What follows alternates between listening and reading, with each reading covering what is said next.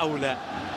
ليس مهما أن يكون قد تسلل للجماهير أو لا، المهم لا يتسلل للاعبين. هذه كرة ملعوبة الآن، فليتسلل اليأس، الآن فليتسلل اليأس على اللاعبين وعلى الإعلاميين وعلى الجماهير وعلى الجميع. خلاص الآن، خلاص الآن البطولة كورية، الآن البطولة كورية. الهدف الثالث لأولسن، الهدف الثالث لأولسن. الحلم الكبير، الأمل الكبير كله تبخر الآن مع الهدف الثالث الذي يتمكن من تسجيله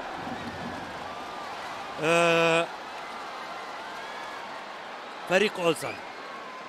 الهدف الثالث الذي يسجله على ما أعتقد كيم سونغ يونغ.